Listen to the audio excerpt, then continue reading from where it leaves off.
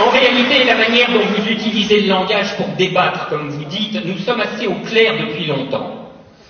C'est une manière particulière, dont on se souviendra, parce qu'elle aura fait entrer dans la réalité ce qu'un roman d'Orwell bien connu avait anticipé il y a 70 ans très exactement. Au moins, après la réussite incontestable de votre itinérance mémorielle, on ne pourra pas dire que vous n'avez pas le sens des dates anniversaires. C'est une manière particulière d'user du langage, en effet, parce qu'elle n'est plus de l'ordre du simple mensonge.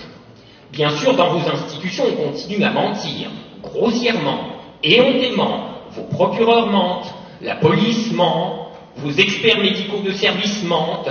Ce que vous avez essayé de faire à propos de la mémoire d'Adama Traoré par experts médicaux interposés, c'est immonde. Ça s'est fini dans une soirée spectaculaire. On peut en rire. Mais serais-je presque tenté de dire tout ça, c'est du mensonge tristement ordinaire. Vous et vos sbires ministériels venus de la start-up nation, c'est autre chose. Vous détruisez le langage. Quand Madame Buzyn dit qu'elle supprime des lits pour améliorer la qualité des soins, quand Madame Pénicaud dit que le démantèlement du Code du travail étend les garanties des salariés, quand Madame Vidal explique l'augmentation des droits d'inscription pour les étudiants étrangers par un souci d'équité financière,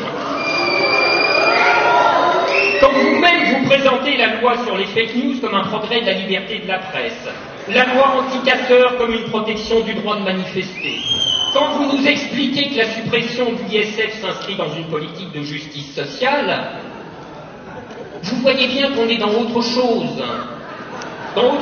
que le mensonge. On est dans la destruction du langage et du sens même des mots. Si des gens vous disent « je peux faire qu'un repas tous les 2 jours » et que vous répondez « je suis content que vous ayez bien mangé », d'abord la discussion va vite devenir difficile. Ensuite, forcément, parmi les affamés, il y en a qui vont se mettre en colère.